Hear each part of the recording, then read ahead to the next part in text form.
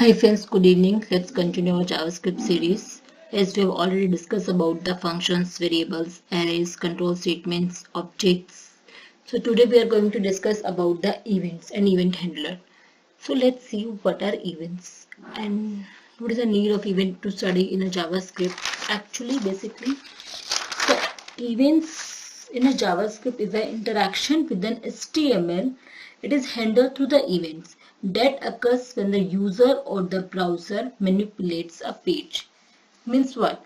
Actually, when we perform any action or when we manipulate any page or when we like load a page, when we close a window, these are like a events. Means it respond corresponding to our action.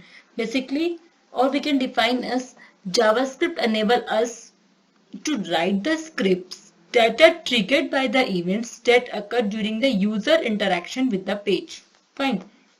User can interact in many ways, like it is clicking a hyperlink, scrolling the browser viewport, typing a value into a form field, or submitting a form. You have many kinds of events, like when you are trying to fill a form, then you have an option like reset or a set, reset or a submit button. Then also you are going to click a button. So means you are performing an event, you are performing some action, and corresponding to your event, some actions have to be performed there. Like when the user click a button, that click to is an also event. Includes an event like pressing an any key, closing a window, resizing a window. Like you are trying to close a window, you are trying to maximize or minimize a window. These all are come under the category of our event.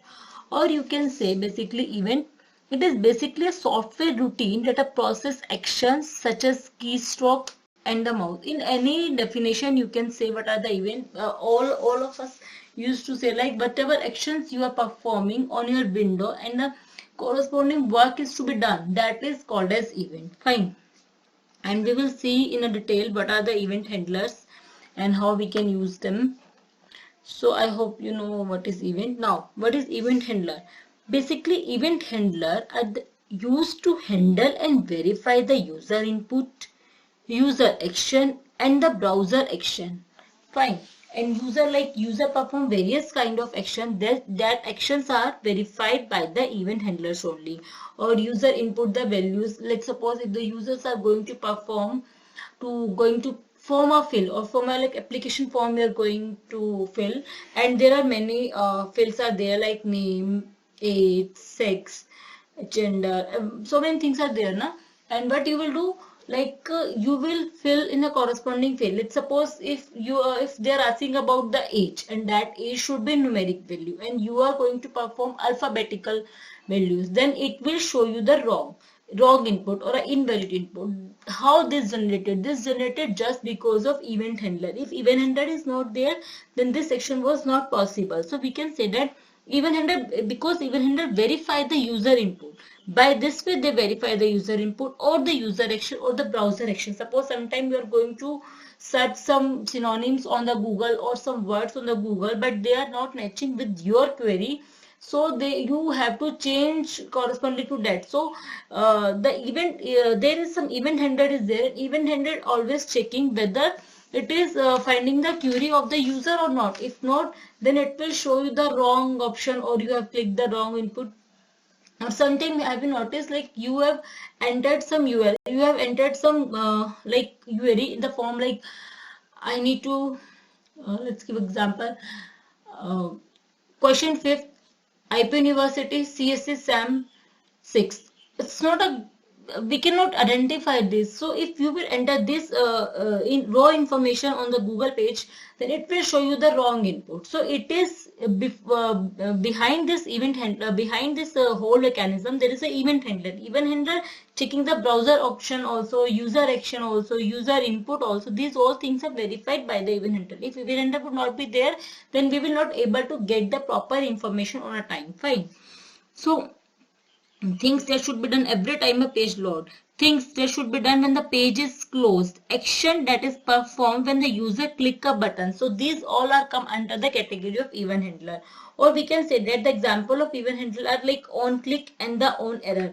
But the on click say, Here also you can see the simplest way to run the JavaScript code in response to an event is to use an event handler. Event handler means we have some JavaScript code in response to an event. Whatever event is there, in responding to that event, we have a event handler. It's like a function. Okay, many event handler can be there at the same time. Let's suppose we have an event handler of on click and the on error. On click is show you, but the on click used to say.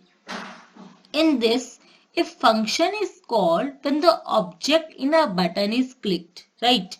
A link is pushed, a checkbox is checked, or an image space is selected. It can return false to cancel the action. Are you getting my point? On click basically when it is happened, when sometimes you are going to submit a button or you are going to push something or to check the something, sometimes that checkbox are there, then you are going to check the things whether it is okay or not, it is matching to desired input or not, desired results or not. So these are all come under the category of on click event handler. And like what is on error, sometimes there is like I've already shown you, there is a pop-up like wrong input or an invalid input that comes under the category of on error. So it executes when an error occurs while loading a document or an image. Sometimes internet connection is not there and you are trying to load some web pages, so they show you error or error 404. These all are under the category of event handler. Fine. Like event on click, and how you will attach the on click events. You will attach like element dot on event is equal to event handler. Whatever event handler you are going to, like on click, on error, whatever the name of event handler, always you have to use the keyword on click, on error. Fine. Next, see what are default action. And this basically default actions are like sometimes we set the default. By default, like Google Chrome is to be opened in every time in our laptops or desktop, because we have set that page only, whatever, whenever. But if we need to move on like Google Chrome to Mozilla or Internet Explorer, then we have to switch manually. But by default, whenever you are trying to open the internet, then Google, because it is just Google Chrome. Fine. It is just default setting, by default setting. Fine. So same default actions are occur in this JavaScript also. These are basically like the prevent default methods cancel the event if it is cancelable, meaning that default action that belongs to the event that will not occur. Fine. Default action basically if the things are not normal or if they need to be cancelled, then by default it will cancel without noticing you. It will not come to your notice that things are cancelled, but it is automatically cancelled because they are not liable to see you. Fine. So, for example, this can be useful when clicking on a submit button prevent it from submitting a form. Clicking on a link prevent the link from following the URL. Fine. Sometimes you are trying to submit a form, but it is not going to happen. So by default, it will close the window or it will show you the time up, or you have to log in again. So these are all come under the category of default action. Basically things the browsers normally does in response to an events. Whatever events are going on, a browser respond to that event, that is default action. How can we prevent the default action? Return false or true to cancel or let the default action follow. Fine.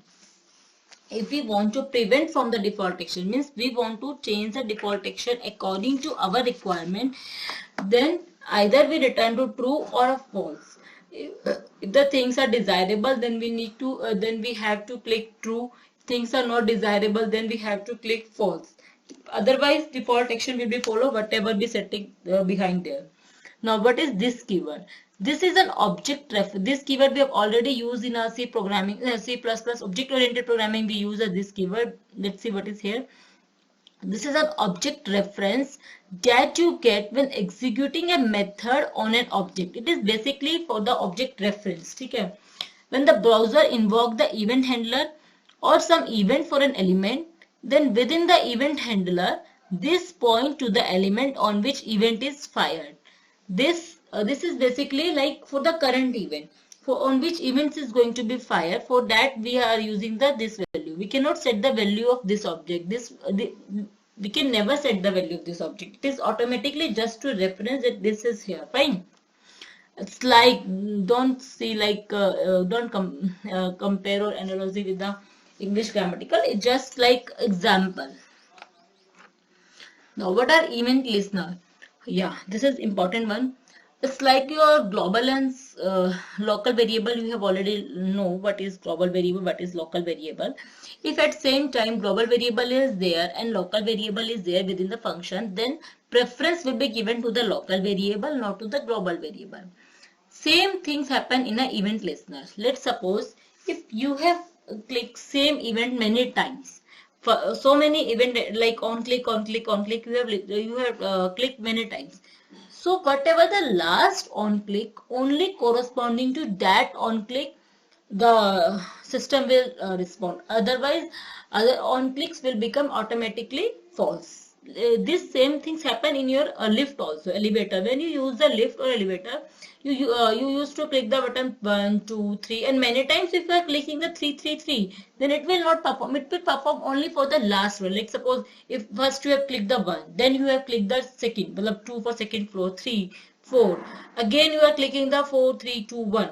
Last you have clicked the 1, then it will accordingly respond. First it will respond to the first floor, then second floor, then third floor. Means last to first. It always follow the LIFO property. Last in, first out. Fine.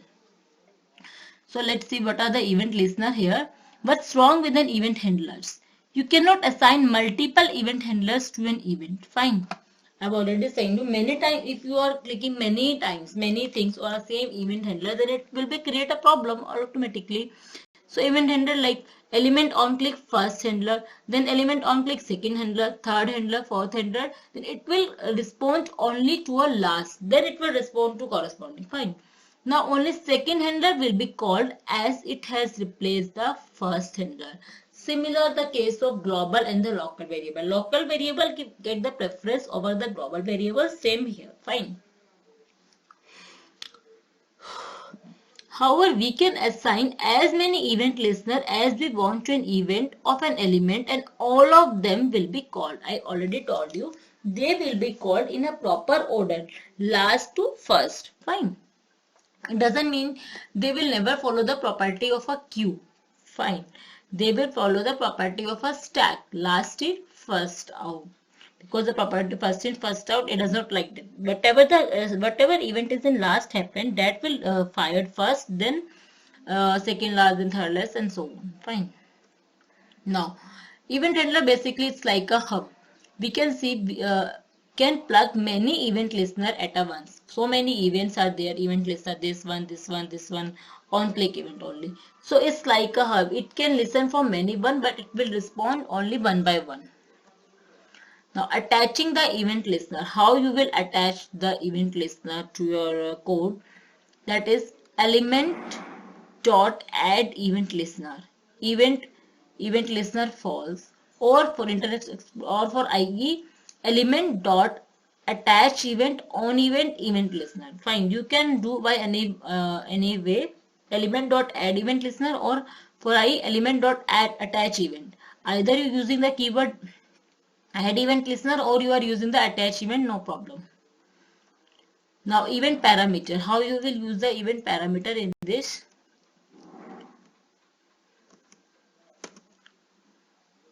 Event parameter of the listener. Like as we pass the parameters in a function, we can also pass the parameters in the event. Event parameters of the listener. Browser automatically passes the event parameter to a event listener function. Whatever parameters are required for the event handler or event listener, browser will automatically pass. You no need to do anything for the event parameter. So function some click event listener event use event argument method. Event parameter has some important methods. Some of them are prevent default and stop propagation. I already discussed you about the prevent default. Means we don't want any default action is to be performed. We just want whatever the actions we want to give, that only should be there. So for that we are using the prevent default. So we cleared about the event parameter. And still, if you have any query, then please post on the WhatsApp. It's an easy way. Now next, event object.